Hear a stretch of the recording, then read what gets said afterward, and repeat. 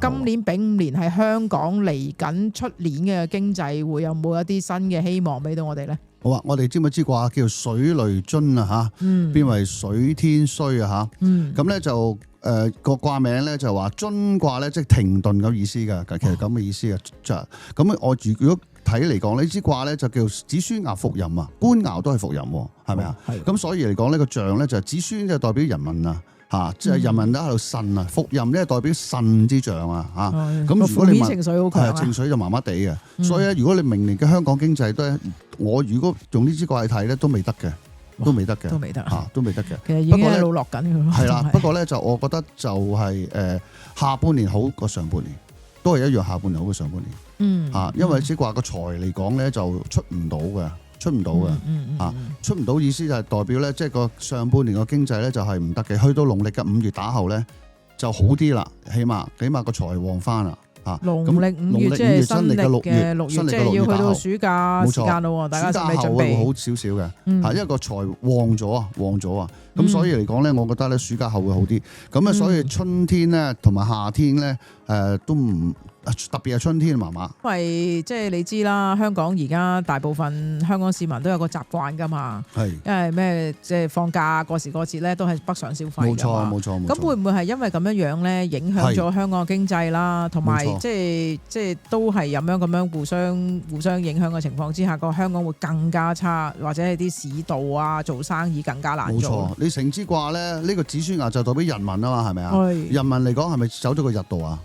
即係意思係向外流失啊，係咪啊？即係消費力嘅人民，即係使錢啦嚇。子孫係咪本身係生財噶嘛？就生人哋個財，就咪生你個財，係咪？咁真係慘啊！所以就一樣係會翻大陸消費經濟，一樣係咁樣。呢個梗㗎啦，暫時唔會變嘅。啲 yen 一跌少少咋，就即係差唔多個個都排隊啊去咗日本。係啦，因為日本啊，因為其他國家，總之唔會喺香港消費。周邊國家消費咯，但係不過就始終就即係肥水又去咗別人田，但係香港咧就真係有個。即係停頓咗喺度，冇錯。其實樓市對於我哋香港嚟講都係一個命脈嚟㗎嘛，係啦，冇錯啦。好多人都供緊樓啦，有啲人就因為層樓而影響咗個消費力啦。咁同埋即係樓市嘅升跌，亦都係香港嘅寒暑表嚟嘅，差唔多。咁所以又睇香港嘅樓市升跌情況。咁師傅亦都幫我哋起咗支卦嘅，關於丙午年喺明年嘅樓市究竟係升定跌咧？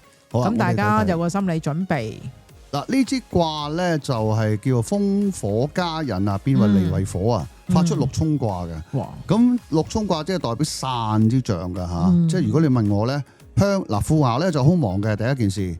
好彩佢有個官爻喺側邊嚇，咁咧即係話咧，香港嘅明年嘅樓市都唔會跌得太犀利嘅。反而我覺得咧係下半年咧會升翻啲嘅。因為個亥水啊，個亥水有個酉金生住啊，咁所以如果有，而且呢個子孫嗱，你睇個應爻擺個子孫生財而財生官，官生父係咪啊？一路生落嚟嘅喎，所以我覺得咧，明年下半年嘅樓市係反而咧係向好嘅，唔會跌太，反而我覺得係向好嗰邊嘅。所以如果有大家如果你諗住買樓，其實都差唔多時間嘅。咁啊係啊，即係如果大家係有計劃，即係想喺。都係準備係置業，係啦，要置業嘅、自用嘅，真係一個用家。咁開始而家要樓市啊。咁雖然話上半年經濟差，但係如果真係有心要儲備咗，係真係要自用或者真係想入市嘅話咧，咁啊而家睇定啦。咁喺明年26年嘅時間咧，大灣區嘅樓市咁值唔值得投資咧？係升定跌咧？咁洪師傅啲卦嗰度又點樣同我哋即係分析下？呢支卦咧叫個卦名叫雷火豐啊，叫澤火甲啊嚇。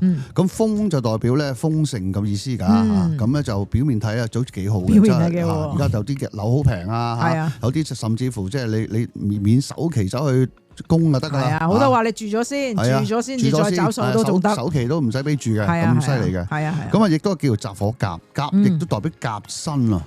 咁即係話咧，如果講出年嚟講咧，個富爻咧就發進神嘅，西辭富化進神，即係話其實咧表面睇嚟講啲富爻你發進神，即係好事嚟嘅。但係個日沖富爻啊，即係佢升唔起啊。即係佢係好想升嘅，其實，但係日沖富爻就升唔起嘅，而且個官爻受克啊，咁所以如果你問我嘅話，而且丙午年咧太歲啊，係火克金啊，咁所以如果你問我大灣區咧喺明年嘅樓市嚟講咧，做未得，仲未反而唔得，反而唔得。即係佢未有個升勢嘅情況。咁啊，如果真係咁嘅情況，就大家有個心理準備，就話如果幾時？即係準備入市嘅時間咧，係幾時係最好嘅時機咧？咁即係唔喺明年嘅時間。唔喺明年，最快都要2027年最快。2027年，即係等多一年。係咪因為個官旺翻？而家個官牛日黑啦，係咪啊？個官都冇客，而家啲客都唔多，係咪啊？最快啲先2027年先諗，而家唔好諗住。即係而家冇諗住，即係就算見到有心水嘅，都唔好即係衝動。因為你買咗呢頭買嗰頭跌㗎嘛。香港好多朋友咧。即係除咗喺物業啊或者係樓之外咧，呢排就鬧哄哄啦，個個都黃金，即係排晒隊去買黃金。即係人哋有段片都講笑嘅話，香港人排隊買黃金好似買蛋撻咁，即係排晒打晒成餅，就為咗買黃金。但係而家升到叭叭聲嘅喎，即係因為其實即係個局勢就令到個黃金即係不停咁樣升。究竟個黃金嘅升嘅浪咧，去到幾時咧？咁係而家即係值唔值得入市，定係即係會有回落嘅跡象咧？咁喺阿黃師傅同我哋占嗰支卦咧，就關於喺黃金明年嘅時間究竟係升定跌？咁我哋又學下嘢先。呢支卦咧就叫做天山遁啊，又變為澤山咸啊。咁所以咧咸咧就代表老少咸宜嚇。咁即係個人都想買噶啦，不過就唔好買住，因為明年咧丙午年咧黃金係會跌嘅。黃金會跌，點解？因為咧而家成支卦咧個富爻咧就喺世應之外。第一、第二嚟講咧，應爻擺個興喺度。應爻就係代表呢個事件嘅結果嚟嘅，興爻代表咩啊？代表跌啊，仲要係元武嘅，係啊，係咪啊？仲有元武添，加上嚇，就即係會啲人會做翻落去啊。咁所以咧個財又上唔到卦嚇。如果我覺得咧就應該係會下半年會跌嘅。咁即係如果想入市真係嘅，就唔好買，等佢跌咗先。係啦，咁如果即係想放咧，就應該喺高位嗰度放咁啲，即係可以套現咁樣。但係不過而家就唔係入市嘅時間，咁啊有機會跌翻嗰陣時再調。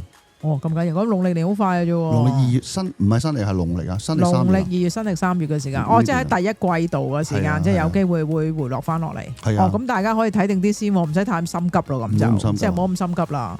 即係其實講真啦，而家呢個經濟嘅狀況咧，其實大家都知道個氣氛都唔係好穩定，都明白有時喺啲市道咧，有時即係為咗想吹捧翻大家嗰個心態啦，咁啊話即係唔好太靜啊，咁啊就會做一啲氣氛出嚟，話哇你快啲買啦，你唔買又唔得啊，咁嗰啲即係話唔買啊走寶啊咁嗰啲，咁啊即係喺股票嗰邊咧，因為其實你都知香港個即係恒指咧都飆翻好多上嚟嘅喺今年，咁啊睇翻如果喺股票即係以香港股票即係恒指上邊咧個投資上邊咧，咁支卦，咁啊師傅又會點樣同我哋分析下？咁我投資就我頭先就知咗支卦，香港明年嘅股票升跌嘅，咁明年嘅股票係升嘅喎。